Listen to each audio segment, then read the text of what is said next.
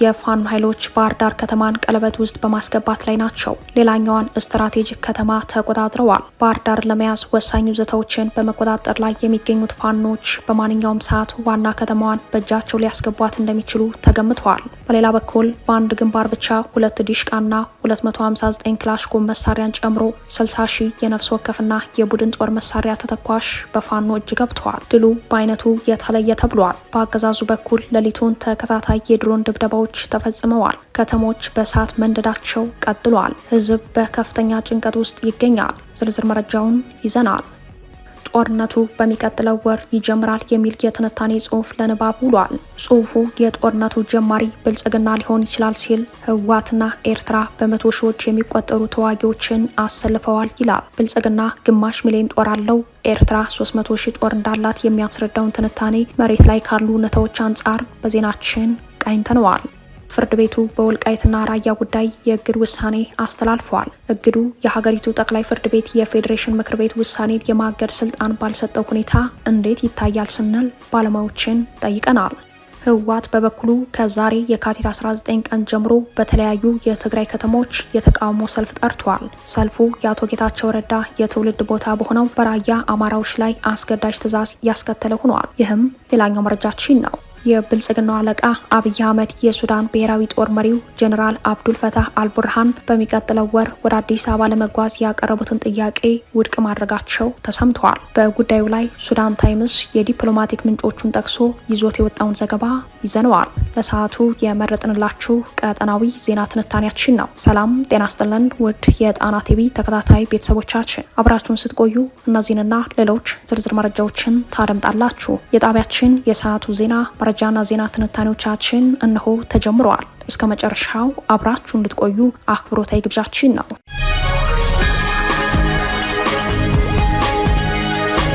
የፋኖ ኃይሎች ባህር ዳር ዙሪያ በሚገኘው በዋናው ጦር ካምፕ ከባድ ውጊያ አካሂደው ሌላኛዋን ስትራቴጂክ ከተማ ተቆጣጥረዋል። ባህር ዳር ለመያዝ ወሳኝ ይዞታዎችን በመቆጣጠር ላይ የሚገኙት ፋኖች በማንኛውም ሰዓት ዋና ከተማዋን በእጃቸው ሊያስገቧት እንደሚችሉ ተገምተዋል። በሌላ በኩል በአንድ ግንባር ብቻ 2 ዲሽቃና 259 ክላሽንኮቭ መሳሪያን ጨምሮ 60 ሺህ የነፍስ ወከፍና የቡድን ጦር መሳሪያ ተተኳሽ በፋኖ እጅ ገብተዋል። ሌሊቱን ተከታታይ የድሮን ድብደባዎች ተፈጽመዋል። ለባህር ዳር ስትራቴጂካዊ ይዞታ የሆኑ ከተሞች የጣና ዙሪያ መቀነት ከተሞች በፋኖ ኃይሎች ቁጥጥር ስር መግባታቸው ቀጥሏል። በሁሉም አውደ ውጊያ ወታደራዊ ብልጫ ያላቸው የፋኖ ኃይሎች የውጊያ አቅማቸውን በየቀኑ በማሳደግ ላይ ናቸው። ከ3 ቀናት በፊት የጣና አንገት የተባለችው ሻውራ ከተማን ከተቆጣጠሩ በኋላ ትናንት አመሻሹን ሌላኛዋን የጣና ወሳኝ ስፍራ ደልጊ ከተማን ተቆጣጥረዋል። አፋብን ሁለቱ እዞች ጣቁሳ ወረዳ ደልጊ ከተማን የተቆጣጠሩት አገዛዙ በኮንክሪት የሰራቸው ትልልቅ ምሽጎችን በመስበር እንደሆነ በግንባር መረጃው ላይ ተመላክተዋል። እንዲህ ባለ መልኩ የፋኖ ኃይሎች በልዩ ግስጋሴ ባህር ዳርን ለመያዝ የሚያደርጉት ትንቅንቅ ደልጊ ከተማን ከተቆጣጠሩ በኋላም ሌሎች አካባቢዎች ነጻ ለማውጣት በከባድ ትንቅንቅ ላይ ይገኛሉ። በዋና ከተማ ባህር ዳር ዙሪያ ትልቁን ወታደራዊ ካምፕ መኮድን ጨምሮ ለባህር ዳር ወሳኝ የተባሉ የጣና አንገት ከተሞች ከሻውራ እስከ ቋራ ባሉ ወሳኝ ቀጠናዎች ደልጊና አካባቢው እስከ ጎንደር መውጫ ደንቢያ ድረስ ያሉ አካባቢ የመሳሪያና የኃይል ክምችት ያለባቸው አገዛዙ ያለ የሌለ ኃይሉን ሰብስቦ ባህር ዳርን የሚጠብቅበት ቀጠና ቢሆንም አመዛኙ ክፍል በፋኖ ኃይሎች እጅ በመግባት ላይ ይገኛል። ቦታዎቹ ስትራቴጂካዊ መሆናቸውን ተከትሎ በጣና ዙሪያ የሚካሄዱ ውጊያዎች በከባድ ትንቅንቅ የሚካሄድባቸው እንደሆነም ተጠቁመዋል። የፋኖ ኃይሎች በግንባሩ ትልቁን ተጋድሎ ካደረጉ በኋላ ደልጊ ከተማን በ3 አቅጣጫ ገብተው መቆጣጠራቸው በተረጋገጠበት የግንባር መረጃ በአገዛዙ በኩል ተከታታይ የድሮን ጥቃት መፈጸሙ ተሰምተዋል። በተለይም የካቲት 18 ለየካቲት 19 አጥቢያ ሌሊት ከ5 ጊዜ በላይ ተከታታይ የድሮን ጥቃት መፈጸሙን የገለጹት የአካባቢው ምንጮች ድብደባው መጠነ ሰፊ በመሆኑ የጉዳት መጠኑን ማወቅ እንዳልቻሉ ለጣና ዘጋቢ አስረድተዋል። በተመሳሳይ መረጃ በከተማዋ ከውጊያ ጋር ምንም አይነት ግንኙነት የሌላቸው ሲቪል ተቋማት ሲቃጠሉ መታየቱንም ከአካባቢው ነዋሪዎች ሰምተናል። የተቋማቱን ውድመት በተመለከተ በአፋብንም ሆነ በአገዛዙ በኩል የተሰጠ ማብራሪያ ባይኖርም ዘረፈጁ የብልጽግናው አገዛዝ ከተወገደ በኋላም ለሕዝብ አገልግሎት ጥቅም ላይ ሊውል የሚችል መሰረተ ልማት እንዳይወድም ተገቢውን የውጊያ አመራር መስጠት የአፋብን ኃላፊነት መሆኑ ተጠቁሟል። በአገዛዙ በኩል የተፈጸሙ የጦር ወንጀሎችን ከስር ከስር ማጋለጥ በራሱ በፋኖ ኃይሎች በኩል የተሰራ ጥፋት ካለም አጥፊዎቹ ተለይተው በወታደራዊ ፍርድ ቤት ውሳኔ እንዲተላለፍ በማድረግ ህዝባዊ ትግሉን ዳር ማድረስ እንደሚገባ እንደሚገባ የሚያስረዱት አስተያየት ሰጪዎች ንጹሐንን ከመታደግ ቀጥሎ የህዝብ ንብረት የሆኑ ማህበራዊና የኢኮኖሚ ተቋማት ልዩ ጥበቃ ሊደረግላቸው ይገባል ብለዋል። ከሰሞኑ በማዕከላዊ ምዕራብ ጎንደር ተጠናክሮ በቀጠለው ውጊያ የፋኖ ኃይሎች ባለፋ ወረዳ ባደረጉት ተጋድሎ ከ231 በላይ የአገዛዙን ሰራዊት ሞት ከ67 በላይ የሚሆኑ ደግሞ ቁስለኛ መሆኑ በአፋብን በላይ እዝ የግንባር መረጃ ላይ ተመላክተዋል። በውጊያው ከተገደሉት መካከል የአለፋ ወረዳ የፖሊስ አዛዡ ዋና ኢንስፔክተር ውባንተ ይርሳው፣ ወንጀል መከላከል ኮማንደር ገብሬና በጊዜው አብረውት የነበሩ የፖሊስ አባላት እንዲሁም የሚሊሻ ጽሕፈት ቤት ኃላፊው ጌታንን ጨምሮ ሌሎችም ይገኙበታል ሲል ያስረዳው የአፋብን በላይ እዝ ህዝብ ግንኙነት ኃላፊ አርበኛ ዮሐንስ ንጉስ ነው። በዚህ አውደ ውጊያ የፋኖ ኃይሎች 2 ዲሽቃ፣ 2 ብሬን፣ 259 ክላሽኮቭ መሳሪያ፣ 22 አብራራው፣ 28 10 ጎራሽ፣ 1 ስታር ሽጉጥን ጨምሮ ከ60 ሺህ በላይ የቡድንና የነፍስ ወከፍ ጦር መሳሪያ ተተኳሾችን በምርኮ ገቢ ማድረጋቸውን አርበኛ ዮሐንስ በግንባር መረጃው ላይ አመላክተዋል። በሌላኛው የግንባር መረጃም የአገዛዙ ወታደሮች በሰላማዊ መንገድ እጅ በመስጠት ላይ ናቸው። አፋብን ጎንደር ጠቅላይ ግዛት እዝ 204ኛ አስቻለው ደሴ ኮር አጼ ፋሲል ክፍለ ጦር የአገዛዙን ወታደሮች በመቀበል ላይ ሲሆን አንድ የሻምበል መሪን ጨምሮ 11 የአገዛዙ አርማ ብተና አባላት ከ1 ብሬንና 11 የነፍስ ወከፍ ክላሽኮቭ ትጥቆች ጋር ፋኖን መቀላቀላቸውን ለጣና ዘጋቢ አረጋግጠዋል። ሰሞኑን እንደምትሰሙት በማዕከላዊ ጎንደር የአማራ ፋኖ ብሔራዊ ንቅናቄ ጎንደር ጠቅላይ ግዛት እዝና ሰሜን አማራ በላይ ዘለቀ እዞች በጋራ የካቲት 15 ጀምሮ የተቀናጀ ጥቃት እየወሰዱ ነው። በዛሬው ዕለት ከቀኑ 6 ሰዓት ከ42 ደቂቃ አካባቢ የተጀመረው የደልጊና የአካባቢዋን ነጻ የማውጣት ትንቅንቅ በአማራ ፋኖ ብሔራዊ ንቅናቄ ጎንደር ጠቅላይ ግዛት ክፍለ ጦሮች በጋራ ቅንጅት የተደረገ ውጊያ ነው።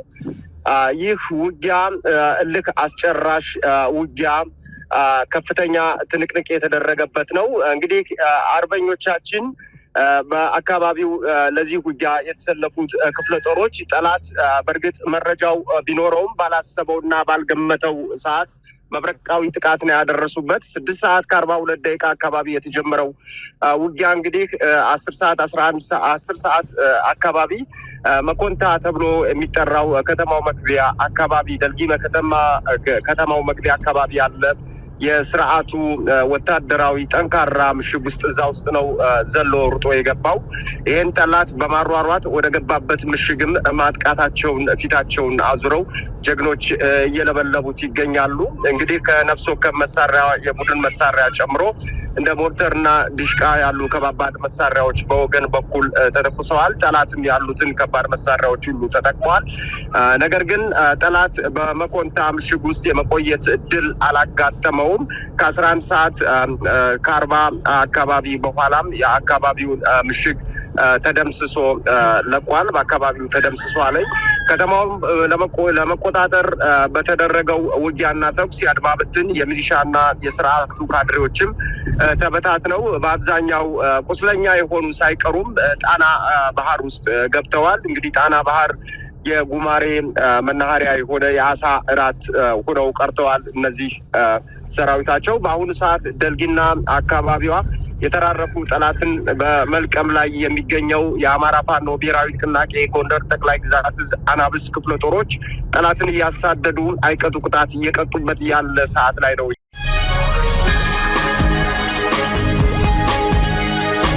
ጦርነቱ በሚቀጥለው ወር ይጀምራል የሚል የትንታኔ ጽሑፍ ለንባብ ውሏል። ጽሑፉ የጦርነቱ ጅማሬ ብልጽግና ሊሆን ይችላል ሲል ህወሓትና ኤርትራ አብረው መሰለፋቸውን በትንታኔው ላይ አመላክተዋል። ክሪቲካል ትሬትስ የተሰኘው ድረገጽ ያስነበበው ትንታኔ ጦርነቱ መቼ እንደሚሆን፣ የትና በምን ሁኔታ ለምን ዓላማ እንደሚካሄድ አለኝ ባለው መረጃ ላይ ይተነትናል። ቀን ቆርጦ በሚቀጥለው ወር እንደሚጀመር የገመተው ትንታኔው የብልጽግናውን አገዛዝ ሰፊ ዝግጅት ያትታል። በክሪቲካል ትሬትስ ትንታኔ መሰረት ብልጽግና ህወሓትና ኤርትራን ለማስታገስ ብሎም በክልል ውስጥ ያለውን ወታደራዊ ስብስብ ኒውትራላይዝ ለማድረግ ጦርነቱን ይጠቀምበታል ሲል በተነበየበት ጽሑፍ ቀጠናዊ መልክ ያለው አዲሱ የሰሜን ጦርነት በቀጣይ ወር እንደሚጀመር ክሪቲካል ትሬትስ ግምቱን አስቀምጧል። ጦርነቱን ብልጽግና በቀዳሚነት የመጀመር እድሉ ሰፊ ነው ማለቱ በምን መመዘኛ እንደሆነ ባይጠቅስም ተንታኙ የህወሓትና የኤርትራን ጥምረት የፈራው ብልጽግና ጦርነቱን ለመጀመር ሁለቴ አያስብም ብሏል። ዘ ኢኮኖሚስትን ዋቢ ያደረገው ክሪቲካል ትሬትስ የህወሓት የኦነግ ሸኔ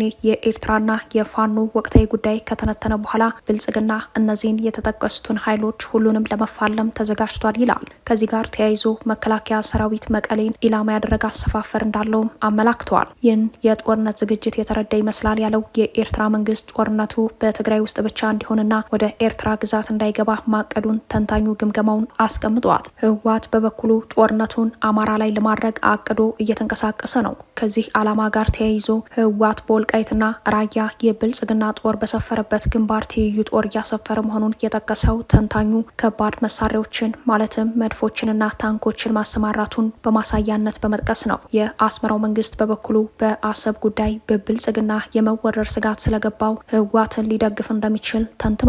ይህ ከሆነ ህወሓት ለኤርትራ መንግስት ቢያንስ ሁለት ጥቅም ይሰጣል ብሏል። አንደኛ የብልጽግና ጦር በአፋር ኤርትራ ድንበር እንዳይሻገር መገተሪያ ይሆናል የሚል ነው። ሁለተኛው የኤርትራ ጦር በቀጥታ ከብልጽግና ጦር ጋር በሚያደርገው ጦርነት ህወሓት የኃይል ማጠናከሪያ ይሆናል የሚል ትንተና አስፍረዋል። የህወሓት ታጣቂዎችን ቁጥር በተጋነነ መጠን 250 ሺህ የሚያደርሰው ይህ ትንተና የኤርትራ ጦር ከብልጽግና ጋር ሲነጻጸር ያለውን የቁጥር ልዩነት የሚሞላ ነው ይላል። እንዲያም ሆኖ የውስጥ የደህንነት መረጃዎች እንደሚያሳዩት የህወሓት ተዋጊ ቁጥር ሁሉንም አቅሙን አሟጦ ከ110 ሺህ እንደማይዘል ነው። ክሪቲካል ትሬትስ ትንታኔውን የብልጽግና መከላከያ ሰራዊት 500 ሺህ ተዋጊዎች መያዙን ሲያመላክት የኤርትራ ሰራዊት ደግሞ ወደ 300 ሺህ የሚጠጉ ወታደሮች እንዳሉት ተጠቅሰዋል። ቀጣይ ወር ጦርነቱ እንደሚፈነዳ ሌላ ተጨማሪ ምክንያት ያስቀመጠው ከሚዲያ አፈናው ጋር አያይዞ ነው። አገዛዙ ባለፉት 2 ወራት ብቻ የውጭ ሚዲያ የሆኑት የቢቢሲን ፍቃድ አለማደሱንና የሮይተርስን ፍቃድ መሰረዙ እንዲሁም በሀገር ውስጥ የዋዜማና ሌሎች ፍቃድ መንጠቁ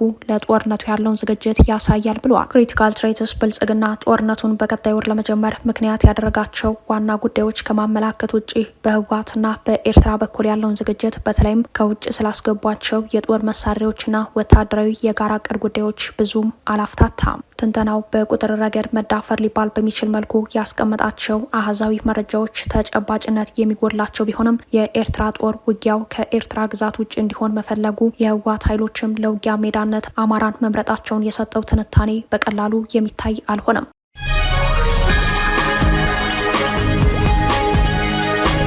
ፍርድ ቤቱ የእግድ ውሳኔ አስተላልፈዋል። ህወሓት በበኩሉ ከዛሬ የካቲት 19 ቀን ጀምሮ በተለያዩ የትግራይ ከተሞች የተቃውሞ ሰልፍ ጠርቷል። ሰልፉ በራያ አማራዎች ላይ አስገዳጅ ትዕዛዝ ያስከተለ ሆኗል። በሌላ በኩል ህወሓት ከብልጽግና ጋር የመደራደር ፍላጎት ያለው በሚመስል መልኩ ቅድመ ሁኔታ አስቀምጧል። የፌዴራል ከፍተኛ ፍርድ ቤት የፌዴሬሽን ምክር ቤት በወልቃይትና ራያ ባስተላለፈው ውሳኔ ላይ ጊዜያዊ የእግድ ውሳኔ አስተላልፈዋል። ፍርድ ቤቱ እግዱን ያስተላለፈው በነጌታቸው ረዳ ስምረት ፓርቲ የቀረበውን የእግድ አቤቱታ ተከትሎ ነው። ስምረት አቤቱታውን ለፍርድ ቤቱ ያቀረበው በጌታቸው ረዳ በኩል ነው። ዛሬ የካቲት 19 ቀን ለከፍተኛው ፍርድ ቤት ለቀረበው አቤቱታ ተከሳሽ ወይም ተጠሪ የተደረገው ደግሞ የኢትዮጵያ ብሔራዊ ምርጫ ቦርድ መሆኑን አቶ ጌታቸው በማህበራዊ የትስስር ገጻቸው ያጋሩት የፍርድ ቤት ሰነድ አመላክተዋል። ሆኖም የህግ ባለሙያዎች እንደሚያስረዱት የኢትዮጵያ ፍርድ ቤቶች የፌዴሬሽን ምክር ቤት የሚያሳልፋቸውን ውሳኔዎች ማገድም ሆነ ውድቅ ማድረግ አይችሉም። ባለሙያዎቹ በህጉ ጉዳይ የሚሰጡት ማብራሪያ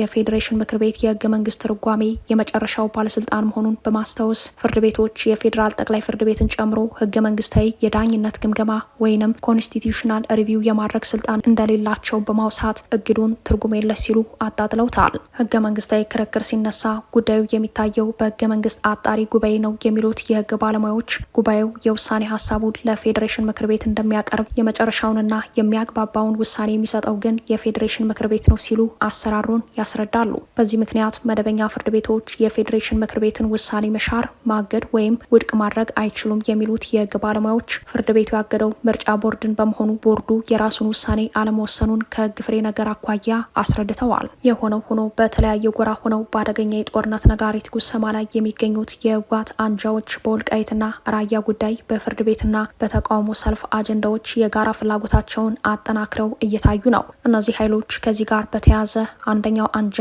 በትግራይ ክልል፣ ሌላኛው ደግሞ በአዲስ አበባ የተቃውሞ ሰልፍ ጠርተዋል። በግምገማ ሪፖርታቸው ህወሓትን በአጭር ጊዜ ውስጥ ማሸነፍ እንደሚቻል በመግለጽ ለብልጽግና የልብ ልብ የሰጡት እነ ጄኔራል ጻድቃን ያስተባበሩት ሰልፍ በአዲስ አበባ ሊካሄድ ታቅዷል። የተቃውሞ ሰልፉ በነ ጄኔራል ጻድቃን በኩል ጦርነቱን እናሸንፋለን፣ ግድ የለም እንጀምረው አይነት የግምገማ ሪፖርት ከቀረበ በኋላ ጦርነት በቃ በሚል መፈክር ይካሄዳል መባሉ ጉዳዩን ስላቅ አድርጎታል። በተመሳሳይ በትግራይ ህወሓት የጠራው የተቃውሞ ሰልፍ ከዛሬ የካቲት 19 ቀን ጀምሮ መካሄድ መጀመሩን ሰምተናል። በዛሬው ዕለት በሽሬ ከተማ የተቃውሞ ሰልፍ የተካሄደ ሲሆን በነገው ዕለት በራያ አላማጣ ከተማና በሌሎች የራያ አካባቢዎች ህዝብን ያስገደደ ሰልፍ እንደሚካሄድ፣ በሰልፉ የማይገኙ እስራትና የገንዘብ ቅጣት እንደሚጠብቃቸው እንደተነገራቸው የራያ አማራዎች ለጣና ዘጋቢ አስረድተዋል። ከዚሁ መረጃ ጋር በተያያዘ ህወሓት ጦርነቱ ለማሸነፍ አስቻይ እድል እንዳለው በግምገማ ሰነዱ ካመላከተ በኋላ የጦር አቻው ብልጽግናን በመቃወም በመላው ትግራይ ሰልፍ መጥራቱን በቃል አቀባዩ በኩል በሰጠው መግለጫ አስታውቋል። በዛሬው ዕለት በሽሬ ከተማ በተሽከርካሪዎች የታጀበ የተቃውሞ ሰልፍ የተካሄደ ቢሆንም ዋናው የሰልፉ እቅድ ግን ከቀናት በኋላ እንደሚካሄድ ነው የተጠቆመው። ሰልፉ ህወሓት ወልቃይትና ራያን በኃይል ለመውረር ከፍተኛ ጦሩን ካሰማራ በኋላ ከሰሞኑ የፌዴሬሽን ምክር ቤት ያስተላለፈውን ውሳኔ ለመቃወም የተጠራ መሆኑን በመግለጫው ላይ ተመላክቷል። በህወሓት ቃል አቀባይ ሚካኤል አስገዶም የተሰጠው መግለጫ የፌዴሬሽኑ ውሳኔ ህገ መንግስቱንና የፕሪቶሪያ ስምምነትን ይጥሳል፣ የትግራይን ህዝብ ለመከፋፈል በፌዴራል በኩል የተወሰነ ነው ይላል። ይህንን ውሳኔ በመቃወም ህወሓት ከየካቲት 30 ጀምሮ የተቃውሞ ሰልፍ ጥሪ አቅርቧል። ህወሓት ሰልፉን የጠራው ዘመቻ መክት ላለው ለመጨረሻው ጦርነት ከፍተኛ ዝግጅት ባደረገበት ጊዜ ነው። በሌላ በኩል ህወሓት ትግራይ በመጪው ሀገር አቀፍ ምርጫ እንድትሳተፍ ካስፈለገ በሚል የምርጫ ቅድመ ሁኔታ ማስቀመጡ ተሰምተዋል። የህወሓት ምክትል ሊቀመንበር አቶ አማኑኤል አሰፋ በጉዳዩ ላይ በሰጡት ማብራሪያ ህወሓት ምርጫውን ለመሳተፍ በቀዳሚነት ወልቃይትና ራያን መደራደሪያ እንዳደረገ አመላክተዋል። ከድምፀ ወያኔ ጋር ቃለ ምልልስ ያደረጉት አቶ አማኑኤል የሰጡት ማብራሪያ የጊዜ አስተዳደሩ ፕሬዝዳንት ጄኔራል ታደሰ ወረደ የዛሬ ዓመት መጋቢት 2017 ዓ.ም በአዲስ አበባ ስልጣኑን ሲረከቡ ፈርመው ከተረከቧቸው ኃላፊነቶች በተቃራኒ የተሰጠ ሀሳብ በመሆኑ የጦርነቱን አይቀሬነት በተጨባጭ ያመላከተ ሆኗል።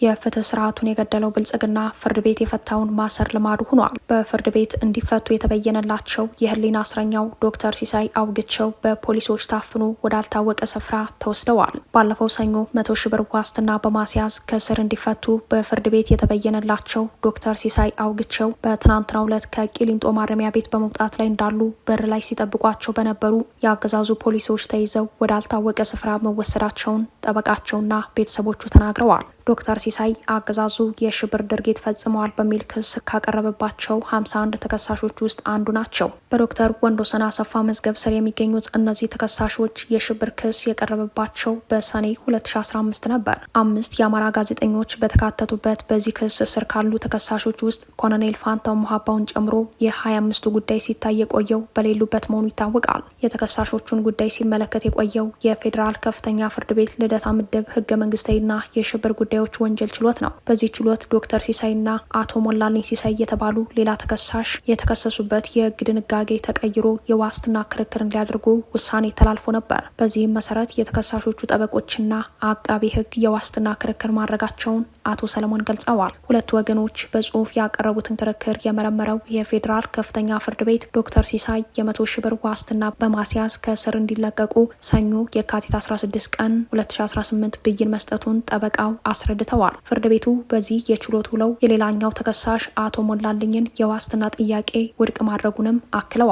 የፍርድ ቤቱን ውሳኔ ተከትሎ ለዋስትና የተጠየቀውን ገንዘብ የዶክተር ሲሳይ ቤተሰቦች በዚያኑ ቀን ረፋድ ላይ እዚያው በሞባይል ባንኪንግ መክፈላቸውን የገለጹት አቶ ሰለሞን ችሎቱም ተከሳሹ የሚፈቱበትን ትዕዛዝ ፈርሞ ሰጥቷቸው ወደ ማረሚያ ቤት ይዘውት ሄደው እንደነበር አብራርተዋል። የእስረኛ መፍቻ ትዕዛዙ የደረሰው የቂሊንጦ ማረሚያ ቤት ለፍርድ ቤት የተለያዩ ምክንያቶችን በማቅረብ ለ2 ቀናት ሳይፈታቸው መቆየቱን ጠበቃቸው ተናግረዋል። የዶክተር ሲሳይ ጠበቆች በማረሚያ ቤቱ የቀረቡትን ምክንያቶች ተከላክለው ጉዳዩ በፍርድ ቤት እልባት አግኝቶ እንደነበር አቶ ሰለሞን ገልጸዋል። የተከሳሹ ቤተሰቦች የዋስትናው ብይን እንዲፈጸም የሚያዝ የፍርድ ቤት ደብዳቤ በመያዝ ዛሬ ከሰዓት ወደ ማረሚያ ቤት ሄደው እንደነበር ጠበቃው አመላክተዋል። በዚህ የፍርድ ቤት ትዕዛዝ መሰረት ከቀኑ 10 ሰዓት ገደማ ከእስር የተለቀቁት ዶክተር ሲሳይ ቤተሰቦቻቸውን አግኝተው ከማረሚያ ቤት ይዘው የወጡትን ልብስም አቀብሏቸው እንደነበር አቶ ሰለሞን አስረድተዋል። እንዲያም ሆኖ ዶክተር ሲሳይ ወደ ቤታቸው ለመሄድ በመዘጋጀት ላይ ሳሉ በቂሊንጦ ማረሚያ ቤት በር ላይ የነበሩ ፌዴራል ፖሊሶች መኪና ውስጥ አስገብተው እንደወሰዷቸው ቤተሰቦቻቸውን ዋቢ በማድረግ ጠበቃቸው አስታውቀዋል። ዶክተር ሲሳይ ከዚህ ቀደም በተመሳሳይ መልኩ እስረኞች ወደሚወሰዱበት የፌዴራል ፖሊስ ወንጀል ምርመራ የእስረኞች ማቆያ መወሰዳቸውን ጠበቃው ይህ ዘገባ እስከተጠናቀረበት ጊዜ ድረስ ማረጋገጥ አልቻሉም።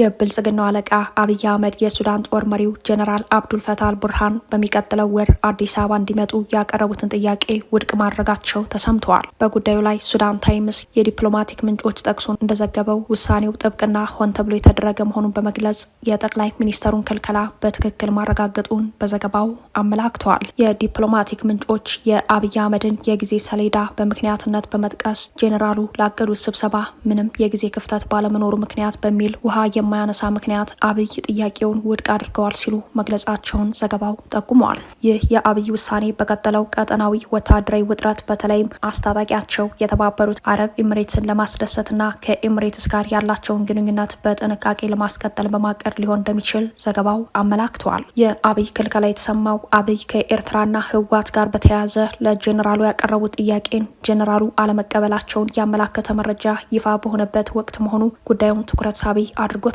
አብይ ከኤርትራ ጋር ከተፈጠረው ውጥረት በኋላ በሱዳን ድንበር ያቀረቡት የጦር ሰፈር ጥያቄ በጄኔራል አልቡርሃን ተቀባይነት አለማግኘቱ ከዚህ ቀደም መዘገቡ ይታወሳል። ባለፈው ዓመት ሰኔ ወር በብልጽግናው የደህንነት ኃላፊ ሬድዋን ሁሴንና የምስራቅ አፍሪካ አማካሪ ጌታቸው ረዳን ጨምሮ ከፍተኛ ልዑካን በቀጥታ ለፖርት ሱዳን ጁንታ መሪ ያቀረቡት የአብይ አህመድ ጥያቄ ተቀባይነት አለማግኘቱም ይታወሳል። ጠቅላይ ሚኒስተሩ ለሱዳኑ ጁንታ መሪ በኢትዮ ሱዳን አልፋሽጋ ድንበር ወታደራዊ ቤዝ ኢትዮጵያ እንድታቋቁም የሚጠይቅ መልእክት መስደዳቸውን የደህንነት ሪፖርትን ዋቢ ያደረጉ ዘገባዎቹ ያመላክታል። አብይ ህወሓትና ኤርትራ አዲስ ግጭት የሚፈጥሩ ከሆነ አልፋሽጋን የጦር ሰፈር ሆኖ እንዲያገለግላቸው የካርቱም መንግስት ዋስትና እንዲሰጣቸው ጥያቄ ማቅረባቸው መዘገቡ ይታወሳል።